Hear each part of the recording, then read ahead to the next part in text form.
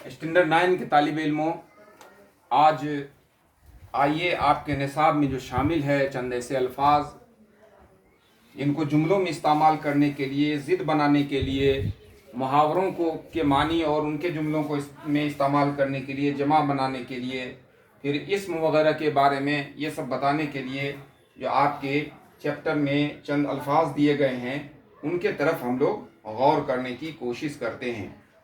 तो जो तुलुक चंद महरूम ने लिखा था हिंदू और मुसलमान, उसमें हम लोगों ने सारी बातें पढ़ ली थी और उनके वाहिद से जमा और जमा से वाहिद भी बना लिया था।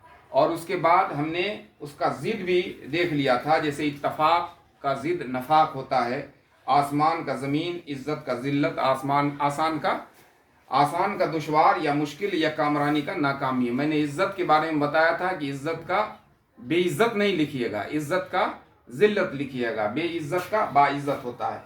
उसके बाद बहादुर शाह जफ़र का आया था, मीर बाकर अली ने उसको लिखा था। उसमें चंद मुहावरे का इस्तेमाल है और उसमें जुमलों में उसको इस्तेमाल करना है।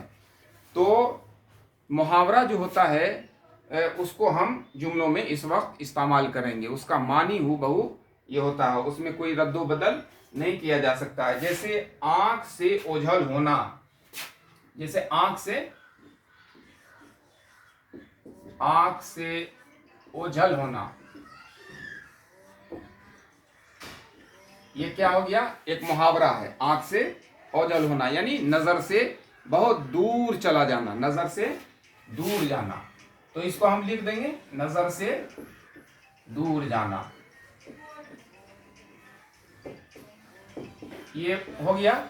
और इसका जब हम जुमला में इस्तेमाल करेंगे तो इस तरह से हम ये करेंगे कि देखते ही देखते ट्रेन आंखों से ओझल हो गया, ट्रेन हमारी आंखों से ओझल हो गया, मानी कि नजर से बहुत दूर, इतनी तेज रफ्तार से वो गाड़ी चली कि वो हमारे आंखों से ओझल हो गया।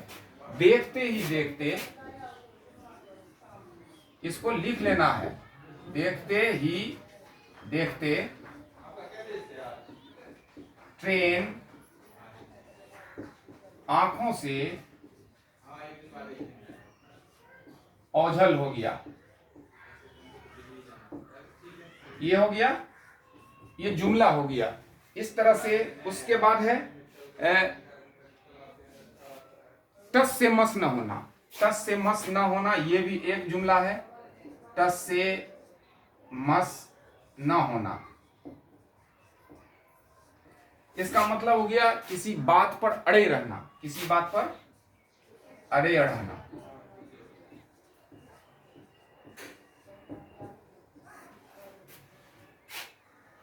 अब जैसे हम बोलेंगे टस से किसी बात पर, ये छूट गया है, बात पर अड़े रहना, टस से मस न होना।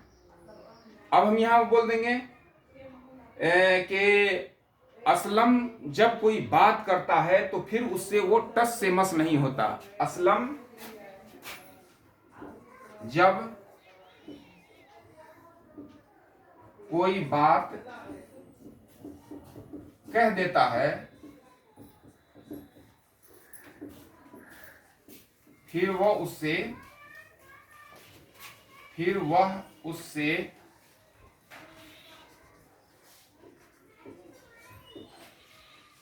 टस से मस नहीं होता है। तो ये इस तरह से जुमला हमारा हो गया नजर बचाना। नजर बचाना हम ऊपर लिख रहे हैं, नजर बचाना यानी कतराना, कतरा कर निकल जाना, कतराना या छुपना, ये भी हो सकता है ना। ये नजर बचाना माने कतराना या बचकर निकल जाना या छुपना।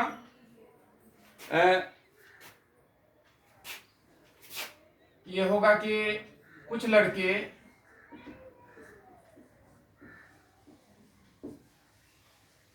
दर्जा में भी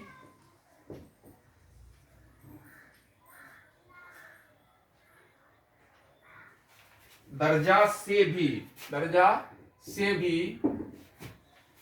या कुछ लड़के अपने उस्ताद से, कुछ लड़के अपने उस्ताद से नजर बचाकर निकलने की हमेशा कोशिश करते हैं। माने उस्ताद से भी घबराते हैं और घबरा करके वो चाहते हैं कि हम अपने उस्ताद से ना मिलें और उस्ताद भी हमें नहीं देखें। तो इस तरह से ये हो गया जुमला, ये मुहावरा। अब जो है इसको हम मिटाते हैं और जिद जो है वो जिद क्या होता है, जिद का मतलब उल्टा। तो उल्टे अल्फाज जो हैं वो उसको मतजाद भी बोलते हैं, जिद भी बोलते हैं और अजदाद भी बोलते हैं। तो उसको हम लिखेंगे, जैसे लफ्ज है और उसके बाद मतजाद हो गया ये। तो लफ्ज में यहां पर जैसे हम पहले लफ्ज लिख लेते हैं बुलंद, बुलंद, गाफिल, उसके बाद सुबह, बेकाबू और उसके बाद सरबुलंद। ये हो गया। बुलंद का हम जल्दी से लिख देते हैं पस्त। बुलंद माने होता है ऊंचा और पस्त माने होता है नीचा। गाफिल का हम लिख देते हैं होशियार। क्या लिखेंगे, होशियार। सुबह का शाम और बेकाबू का काबू भी लिख देंगे और बा काबू भी लिख सकते हैं, लेकिन काबू लिख देंगे। सरबुलंद, सरबुलंद माने सर को ऊंचा करना और यहां हो गया सरनगू, सर को झुकाना। तो ये हमारा जिद भी वहां पर मुकम्मल हो जाता है। उसके बाद जो है हम अगले चैप्टर की तरफ बढ़ते हैं और उसमें देखते हैं कि क्या है। प्रेमचंद का हम लोगों ने पढ़ा था नादान दोस्त। तो नादान दोस्त जो है उसमें भी चंद वाहिद और जमा का इस्तेमाल इसमें किया गया था। तो इसको हम मिटाते हैं। तो वाहिद और जमा जो है ये हल्का सा है, इसमें कोई बात नहीं है। जैसे सवाल से सवालात, परिंदा है परिंदे हो गया, चीज चीजें हो गया, मौका है मौके हो गया, तकलीफ का तकालीफ और ख्वाहिश का ख्वाहिशात। और उसी तरह से यहाँ पर मुज़क्कर मुअन्नस से छोटा सा, जैसे अब्बास या अम्मा, इस तरह से। फिर इसमें आया मुहावरा।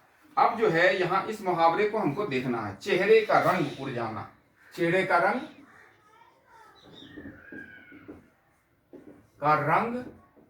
उड़ जाना, यानी खौफजदा हो जाना, चेहरा फक पर जाना, डर जाना।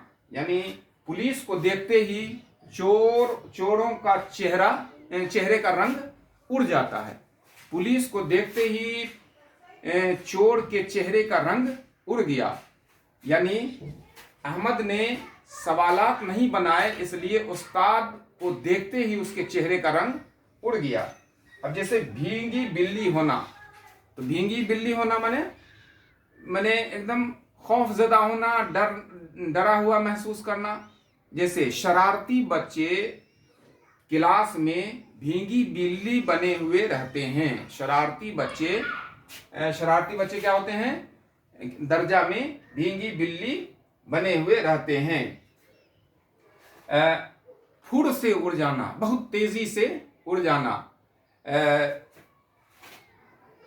असलम को देखते ही चिड़िया फुर से उड़ गई। चिड़िया जैसे ही आहट पाती है वो फुर से उड़ जाती है। ये जुमला हो गया। तो इस तरह से हम लोग जुमलों में इस्तेमाल करेंगे।